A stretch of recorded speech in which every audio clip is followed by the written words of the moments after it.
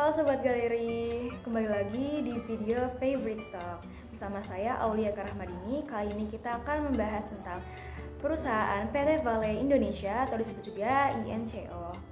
Dan pada kesempatan kali ini kita akan membahas mulai dari penjelasan dari perusahaan tersebut, lalu juga kita akan membahas laba bersihnya dan juga membahas tentang rasio-rasio keuangannya.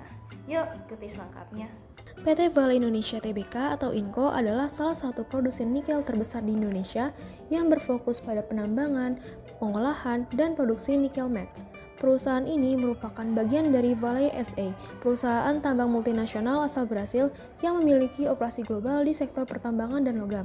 Didirikan pada tahun 1968 dengan nama PT International Nickel Indonesia, perusahaan ini kemudian melakukan penawaran saham perdana atau IPO di Bursa Efek Indonesia pada tanggal 16 Mei tahun 1990. Sejak saat itu, INCO menjadi salah satu emiten sektor tambang yang diperhitungkan oleh investor. Pada tahun 2011, perusahaan resmi berganti nama menjadi PT Vale Indonesia Tbk menyesuaikan dengan identitas induk perusahaannya.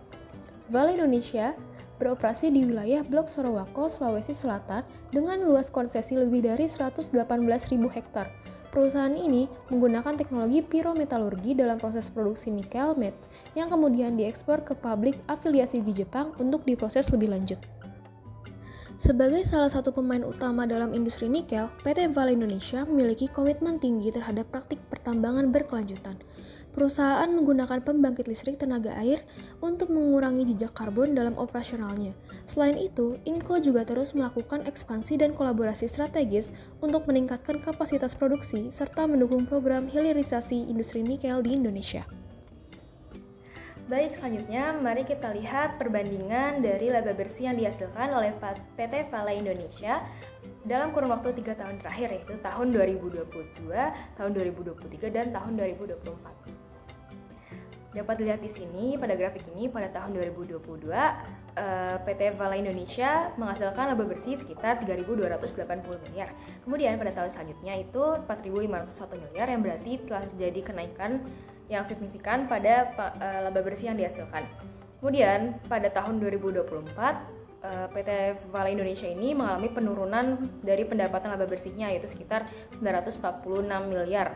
Nah, penurunan laba bersih pada 2024 ini jumlahnya sekitar 78,94% dibandingkan tahun sebelumnya. Penurunan ini terjadi karena beberapa faktor. Yang pertama yaitu pendapatannya menurun. Yang kedua yaitu beban produksinya itu tetap tinggi. Kalau misalnya pendapatan turun, lalu beban pokok pendapatannya hanya berkurang sedikit, sehingga margin keuntungan itu semakin kecil.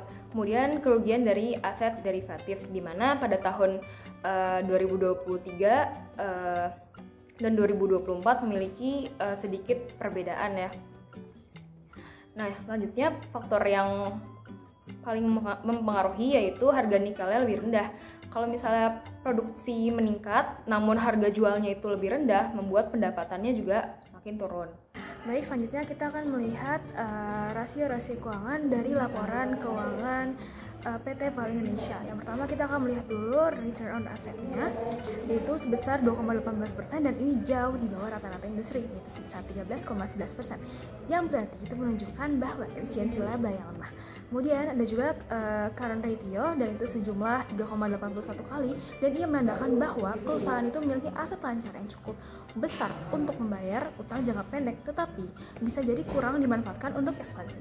Yang selanjutnya itu ada DER atau debt to equity ratio dan debt equity ratio dari perusahaan ini itu sangat rendah yaitu sebesar 0,29% yang menunjukkan bahwa perusahaan ini lebih mengandalkan ekuitas daripada hutang dan ini membuat perusahaan lebih stabil tapi kurang agresif dalam pertumbuhan bisnis. Kemudian ada juga valuasi yaitu price to book value yaitu sebesar 0,64 kali yang menunjukkan bahwa saham dari perusahaan ini dihargai lebih rendah dibandingkan nilai asetnya. Yang selanjutnya itu ada PER atau price to earning ratio yang sebesar 25,8 kali yang jelas itu lebih murah dibandingkan rata-rata industri ya dan bisa menjadi peluang bagi investor untuk mencerminkan ekspektasi pasar yang rendah terhadap pertumbuhan laba.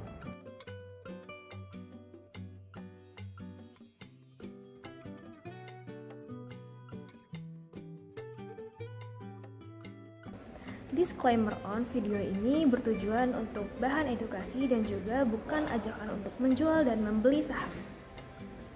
Sekian untuk video favorite stock kali ini. See you di video selanjutnya. Bye bye.